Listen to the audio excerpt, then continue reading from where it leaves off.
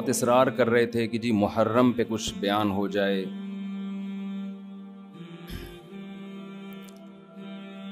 محرم میں 2 طرح کے موضوعات ہوتے ہیں. ایک تو کربلا کے موضوع کو بیان کیا جاتا ہے، اس پر میں ایک دفعہ بیان چند سال پہلے کر چکا ہوں کہ اس میں معتدل رائے کیا ہے. کبھی موقع ملا تو دوبارہ بیان کر دیں گے انشاءاللہ کہ اس سے ہمیں اسباق کیا ملتے ہیں، اس میں صحیح بات کیا ہے، واقعے کا صحیح پہلو کیا ہے. اس میں افراط و تفرید بہت ہے، مبالغہ آرائیاں بہت ہیں. سیدنا حسین ابن علی رضی اللہ تعالی عنہ کو کربلا میں شہید کیا گیا، یہ بہت بڑا ظلم ہے، اس میں 2 رائے نہیں ہو سکتی. اور بڑی بات یہ کہ حکومت کی سرپرستی میں یہ کام ہوا ہے، اس لیے یہ بڑا ظلم ہے. جو اسلامی حکومت تھی، جو خلافت کی دعوے دار تھی، شاید اسلامی تاریخ میں اس سے بدترین واقعہ ہمیں نہیں ملتا. لیکن یہ ایک واقعہ ہے، محرم کا اس سے براہ راست کوئی تعلق نہیں ہے. واقعات تو کسی نہ کسی مہینے میں ہوتے ہیں، کسی نہ کسی تاریخ کو ہوتے ہیں، تو ان واقعات سے عبرت حاصل کرنی چاہیے، نہ کہ ان تاریخوں کو پکڑ کے ہم بیٹھ جائیں. چونکہ اس تاریخ کو یہ ہوا تھا تو ہم نے یہ کرنا ہے، اس ڈیٹ کو یہ ہوا تھا تو ہم نے یہ کرنا ہے. ہمیں کسی قیمت بھی اسلام کا دامن ہاتھ سے نہیں چھوڑنا. حضرت حسین رضی اللہ تعالی عنہ جو کربلا میں نکلے تو محرم ہونے کی وجہ سے تھوڑی نکلے تھے، تو سیاسی حالات کو درست کرنے کی نیت سے نکلے. وہ محرم ہوتا تو بھی جاتے، سفر ہوتا تو بھی جاتے، ربیع الاول ہوتا تو بھی جاتے، رمضان ہوتا تو بھی جاتے. اس کا محرم سے کیا تعلق ہے؟ جس چیز کو آپ نے حق پہ سمجھا اس کے لیے آپ نے خروج کیا، اس کے لیے اپنی گردن کٹا دی. غیرت کی شہادت کو ذلت کی زندگی پر ترجیح دی، پورا خاندان کٹوا دیا مگر غیرت پر سودا نہیں کیا. تو اگر یہ سفر میں آپ کو موقع ملتا تو آپ سفر میں نکلتے، ربیع الاول میں موقع ملتا تو ربیع الاول میں نکلتے، رمضان میں ملتا تو رمضان میں نکلتے. ہمیں کیا کرنا ہے؟ چاہے محرم ہو، چاہے سفر ہو، چاہے ربیع الاول ہو، چاہے ربیع الثانی ہو، جمادی الاولیٰ، جمادی الثانیہ، رجب، شعبان، رمضان، ہمیں حکم یہ ہے کہ شریعت نے ہمیں جو حکم دیا ہم اس سے تجاوز نہ کریں. تو بہن بھائی فرقے بنتے چلے جائیں گے، محرم میں جو کچھ ہو رہا ہے یہ لوگ کریں گے. نبی نے فرمایا 73 فرقوں میں امت تقسیم ہوگی. میں نے اور آپ نے وہ کام کرنا ہے جو قرآن میں ہے، حدیث میں ہے، اور اس پر کس کا عمل ہے؟ صحابہ کا. اور یہ جو 4 ائمہ ہے نا، انہوں نے انہی کو فالو کیا ہے، صحابہ کو. اس لیے امت کہتی ہے 4 ائمہ کا جس مسئلے پر اتفاق ہو اس سے شذوذ اور خروج اختیار کرنا جائز نہیں ہے، کیونکہ یہ اس کی ظاہری ایک علامت ہے کہ حق اس میں منحصر ہے. اتنے بڑے بڑے ائمہ کیسے غلطی ایک سے ہوتی ہے، 2 سے ہوتی ہے، 4 متفق کیسے ہو گئے؟ اور اگر آپ نہیں مانتے تو اتنی بات تو مانتے ہو نا، نبی اور صحابہ یہ تو منصوص ہے نا. تو مجھے بتاؤ محرم صحابہ کی زندگی میں آیا تھا کہ نہیں آیا تھا؟ اہل بیت کی زندگی میں آیا تھا نہیں آیا تھا؟ کوئی ایک صحیح روایت ہمیں ملتی ہے کہ اہل بیت نے وہ کچھ کیا جو آج ہم کر رہے ہیں؟ کیا حضرت حسین ابن علی رضی اللہ عنہ سید الشہداء، کیا انہوں نے ماتم کی ترغیب دی ہے یا ان کے اولادوں نے ماتم کی ترغیب دی ہو؟ غم منانا، غموں میں رونا پیٹنا، ماتم کرنا، اسلام صبر کی تلقین دیتا ہے. اہل بیت کا حکم بھی کیا تھا؟ صبر. واویلا کرنا، رونا پیٹنا، چیخنا چلانا یہ اسلام کا حکم نہیں ہے. بعض لوگ استدلال کرتے ہیں کہ فلاں موقع پہ نبی صلی اللہ علیہ وسلم روئے، فلاں موقع پہ فلاں صحابی روئے. غم کے موقع پہ روئے ہیں، غم کا موقع گزرنے کے بعد اس تاریخ آنے پر روئے، ایسا ہمیں تذکرہ بولو نہیں ملتا. غم کے موقع پہ رونا تو انسان کی نیچر ہے، فطرت ہے، اس میں بھی چیخنے کی اجازت نہیں ہے، ماتم کی اجازت نہیں ہے. این جب صدمہ پہنچے اس وقت آپ کو ماتم کی اجازت نہیں, نبی نے لعنت فرمائی ہے. تو صدمہ گزرنے کے 1 سال بعد اس تاریخ کو آنے پر کہاں سے اجازت ہو گئی؟ میں تشدد کا قائل نہیں ہوں. میرا مقصد یہ نہیں ہے کہ آپ جو لوگ یہ کر رہے ہیں ان کو جا جا کے چھیڑیں, تنگ کریں. ہمارا ملک فرقواریت اور لسانی اور فرقوارانہ جھگڑوں کا متحمل نہیں ہے, مار دھاڑ اور نفرت والی تقریریں کرنا نہیں ہے. میرا مقصد تو اہل سنت والجماعت کو یہ بتانا ہے کہ آپ ایک فیصلہ کرو, آپ ادھر ہو یا ادھر ہو. آپ کے اصول کچھ اور ہیں, ان کے اصول کچھ اور ہیں, ان کو ان کے اصولوں پہ چلنے دیں.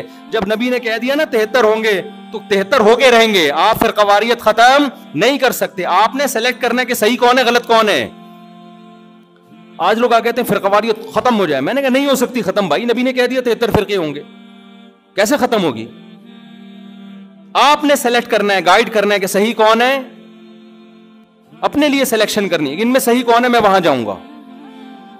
آپ کے پاس بہت سارے آپشن ہوتے ہیں دنیا میں بھی, تو آپ سارے آپشن ختم کر دیتے ہو. کئی رشتہ آیا آپ کے لیے, بہت ساری لڑکیاں ہیں, آپ نے کہا یہ ٹھیک ہے باقیوں کو بم سے اڑا دو. او بھائی آپ کو جو سمجھ میں آئے آپ اس سے شادی کر لو, بلکہ اس سے بھی نہیں 3 اور سے کر لو. اور لڑکی کے پاس ایک آپشن ہے, تو بھائی جو سمجھ میں آ رہا ہے اس سے کر لو, باقی وہ دوسرا جو مرضی آپ کے بلا سے آپ کہیں اس کو مار دو, کیونکہ وہ غلط آدمی کا رشتہ میرے پاس آیا ہے, بندہ ٹھیک نہیں ہے, ابا اس کو مروا دو. ابا کہے گا بیٹا تو اتنے لوگ صحیح بھی ہیں غلط بھی ہیں, تجھے جو صحیح لگ رہا ہے وہ بتا دے, جو غلط ہے وہ اس کو رہنے دے, وہ تیرا کام نہیں ہے.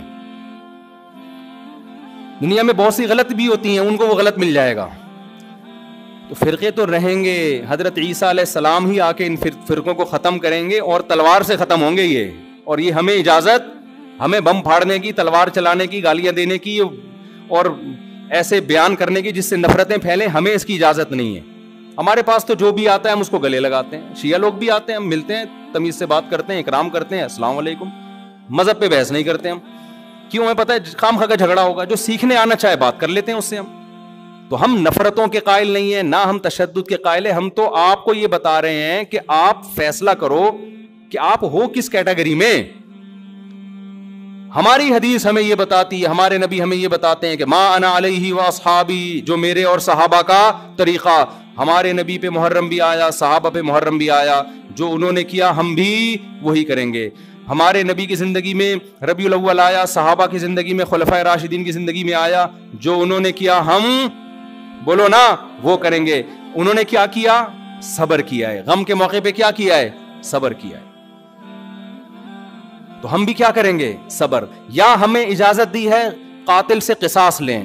حضرت حسین کے قاتل اگر آج ہمیں مل جائیں, ہم انشاءاللہ ان کو زندہ نہیں چھوڑیں گے. جب نہیں ہے ہمارے پاس, ہمارے دور میں نہیں ہے, تو اللہ سے ہم دعا کرتے اللہ ان سے انتقام لے قیامت کے دن.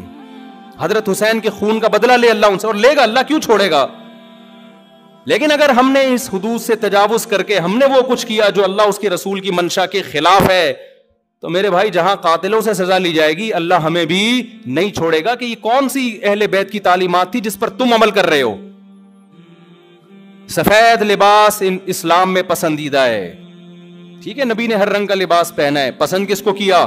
سفید. وہ محرم میں بھی پسندیدہ, وہ سفر میں بھی, وہ ربیع الاول میں. جیسے ہی رشتہ میسر ہو, اسلام حکم دیتا ہے نکاح میں تاخیر نہ کرو, چاہے محرم ہو. محرم ہے تو سفر تک ڈیلے نہ کریں, سفر میں رشتہ ملا تو ربیع الاول تک ڈیلے نہ کریں. ویسے بھی میرے بھائی جس نے 4 شادیاں کرنی ہوں گی, وہ اگر ڈیلے کرنا شروع کر دے تو اس کی ہو گئی. پھر اسلام میں تو یہ کہ جلدی نکاح کرو. محرم میں بھی کریں, جو نہیں کر رہے ان کو چھوڑ دیں, اپنے ان کا فرقہ ہے, ان کا مسلک ہے, چھیڑے نہیں کسی کو, جا کے بحث نہ کریں. دفتروں میں بحثیں خامخواہ شروع ہو جاتی ہیں. آپ نے اپنے بارے میں فیصلہ کرنا, میں کدھر ہوں, میں کدھر کھڑا ہوں. جو کالے کپڑے پہننے دیں, نہ ان پہ طنز کریں, نہ ان پہ ہوٹنگ کریں, یہ جائز نہیں ہے, اس سے نفرتیں پیدا ہوں گی. جو کر رہا ہے کرنے دو. آپ کے بچے جب پوچھیں ابو انہوں نے کالے کپڑے پہنے, بولیں بیٹا ان کا فرقہ ہے, ہم لوگ اس فرقے کے نہیں, ختم ہو گئی بات. تو ابو ہم اس فرقے, ہم کیوں نہیں ہیں؟ بیٹا ہم, حدیث میں آتا ہے کہ ما انا علیہ و اصحابی. جب بچہ آپ کا پوچھے نا تو آپ بتائیں حدیث میں آتا ہے جو میرے اور صحابہ نے, چونکہ صحابہ نے یہ نہیں کیا تو ہم بھی نہیں کر رہے. تو بیٹا پوچھے گا پھر یہ کیوں کر رہے ہیں؟ تو بیٹا جو ان کا کام ہے وہ ان سے پوچھنے کا ہے, وہ مجھ سے پوچھنے کا نہیں ہے. اب بچہ جائے گا ان سے پوچھنے کے لیے, اس کو بولیں بیٹا جب بڑے ہو جاؤ گے نا پھر جا کے پوچھنا, ابھی پوچھا تو رپلائی بھی ہوگا. اس سے کیا پیدا ہوگا؟ فتنہ. تو بچے میں کھوپڑی ہوگی تو وہ اتنی بات اس کی کھوپڑی میں انشاءاللہ آ جائے گی، 2 اور 2 4 کی طرح. پھر بچہ کہے گا ہمیں کیا کرنا چاہیے؟ اس کو بتا دو بیٹا قرآن میں صاف طور پہ لکھا ہوا ہے کہ ہم نے بنی اسرائیل سے عہد لیا تھا کہ ان احکام کو فالو کرنا ہے. بنی اسرائیل نے ان احکام کو چھوڑ کر فرقے بنا دیے. تو بیٹا قرآن میں سورہ بقرہ میں اللہ کہہ رہا ہے ان احکام کو فالو کرو. وَاعْبُدُوا اللَّهَ، اللہ کی عبادت کرو. سمجھتے ہو بیٹا ہم نے کیا کرنا ہے؟ اللہ کی عبادت. ابو عبادت کیسے کرنی ہے؟ بیٹا 5 نمازیں پابندی سے پڑھنی ہے، ٹھیک ہے نا.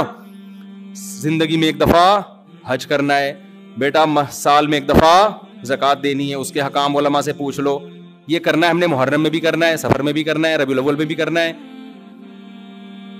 اور ربیع الثانی میں بھی کرنا ہے. جس کا جو حکم آتا جائے. رمضان میں روزے رکھنے، حج کے ایام میں حج کرنا ہے، وہ اللہ نے ڈیٹیں ہمیں بتا دی. ابا محرم میں کیا کرنا ہے؟ بیٹا محرم میں 9 10 یا 10 11 کا روزہ رکھنا ہے. اور زیادہ روزے رکھ سکتے ہو تو سبحان اللہ. حدیث میں آتا ہے سب سے زیادہ رمضان کے بعد روزوں کا ثواب کس مہینے میں ملتا ہے؟ محرم میں ملتا ہے. بیٹا ہم نے یہ کرنا ہے. سمجھ میں آ رہی ہے بات کی نہیں آ رہی؟ اور کیا کرنا ہے؟ اور اس سے بولو قرآن میں اللہ کہتا ہے وَلَا تُشْرِكُوا بِهِ شَيْئًا، اللہ کی عبادت کرنی ہے، اس کے ساتھ کسی کو شریک نہیں. پکارنا نہیں ہے صرف یا اللہ مدد، نہ یا علی مدد، نہ یا غوث اعظم مدد، نہ یا رسول اللہ مدد. یہ سارے نعرے بیٹا ہم لوگوں کے بولو نہیں. اچھا ابو فلاں نے فلاں کتاب میں لکھا ہے کہ یا رسول اللہ مدد تو دائرے اسلام سے خارج ہے. بیٹا کون دائرے میں داخل ہے کون خارج ہے یہ تیرا ہیڈیک. کیونکہ بچے نے اس کو لے کے پھر وہ فتوے دینا شروع. بیٹا اس کو چھوڑ دے اپنے حال پہ. میں جو تو نے کرنے کے کام ہے وہ میں تجھے بتا رہا ہوں. وہی ہے نا ایک آدمی رات کو تہجد میں اٹھ کے دعا مانگ رہا تھا، اے اللہ سارے لوگ سو رہے ہیں میں اکیلا جاگا ہوا ہوں، اس عمل کی لاج رکھ لے. سارے لوگ خراٹے لے رہے ہیں میں اکیلا. لوگوں نے کہا تو اپنی باتیں بتا، ہماری برائیاں کیوں کر رہا ہے اللہ کے سامنے؟ ایک آدمی نے کمبل نکال کے بولا بھائی تو اپنا بتا نا، ہماری برائیاں ہمیں کیوں ساتھ میں گھسیٹ رہا ہے؟ یہ لوگ سو رہے ہیں. تو بیٹا یہ آپ کے کرنے کا کام ہے. باقی آپ کسی بھی فتوے کون یا رسول اللہ کہہ رہے ہیں، کون کس کا کیا مطلب ہے، چھوڑو اس بحث کو. اس میں پھر بڑی طویل بحثیں ہیں. یہ ایسے دلدل میں پھنسو گے نکلنے کے قابل نہیں رہو گے. اچھا ابو اور کیا کرنا ہے میں نے؟ تو ان کو بتاؤ وَاعْبُدُوا اللَّهَ وَلَا تُشْرِكُوا بِهِ شَيْئًا وَبِالْوَالِدَيْنِ احسانا. بیٹا ماں باپ کے ساتھ کیا کرنا ہے؟ احسان. کیسے احسان کرنا ہے؟ اللہ کہتے ہیں لا تقل لهما اف، ماں باپ کے سامنے اف بھی نہیں کہنا. ان کے قدموں میں جنت تلاش کرنی ہے. محبت سے ان کی پیشانی پر دیکھنے سے حج عمرے کا ثواب ملے گا. سب سے بڑا حق اللہ رسول کے بعد کس کا ہے؟ والدین کا. ابا اور کیا کرنا ہے میں نے؟ وَبِالْوَالِدَيْنِ احسانا وَبِذِي الْقُرْبَى. بیٹا جو رشتہ جتنا قریب ہے اس سے بنا کے رکھنی ہے. ماں باپ کے بعد سب سے قریبی رشتہ بھائی بہنوں کا ہے. ان سے توڑنے نہیں دیکھنا. چاہے محرم ہو چاہے سفر میں ہو. کوئی روٹھا ہوا ہے تو اس کو جا کے کیا کر لو؟ راضی کر لو. ان پہ خرچ کرو، ہدیے دو، ان کو نذرانے دو تاکہ یہ جڑیں. جو رشتہ داری توڑتا ہے وہ محرم میں جو مرضی کر لے، حدیث میں آتا ہے وہ جنت میں نہیں جائے گا، چاہے وہ ربیع الاول میں جو مرضی کر لے. ابا اور کیا کرنا ہے؟ بیٹا رشتہ داری میں سب سے پہلا کام یہ ہے، قرآن کہتا ہے عورت کی میراث نہیں کھانا. میں مر جاؤں اپنی بہن کی وراثت اس سے پوچھے بغیر فوراً ہینڈ اوور کر دینا. سمجھ میں آ رہی ہے بات کی نہیں آ رہی ہے؟ فوراً کیا کر دینا؟ اس کے حوالے کر دینا میں مر جاؤں تو. ایسا نہ وہ 20 سال تک مانگتی رہے یا آپ بولو ہم نے جہیز اتنا دے دیا تھا.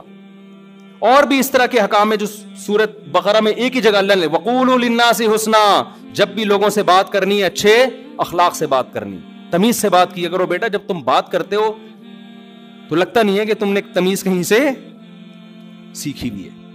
آہستہ آواز میں بات کیا کرو، دھیمے لہجے میں بات کیا کرو. یہ تو نہ کہیں تمیز سیکھی بھی نہیں ہے پھر اور بدتمیز بن جائے گا. تو وَقُولُوا لِلنَّاسِ حُسْنًا وَأَقِیمُوا الصَّلَاةَ. نمازوں کو پابندی سے قائم کرو. یہ ہمارا اسلام ہے جو محرم میں بھی ہے، سفر میں بھی ہے، ربیع الاول میں بھی ہے. اس کے علاوہ جو کچھ ہے میرے بھائی وہ ہماری اپنی اختراعات ہیں، ایجادات ہیں. اس میں اللہ کی رضا شامل نہیں ہے. اللہ تعالی ہمیں سمجھنے کی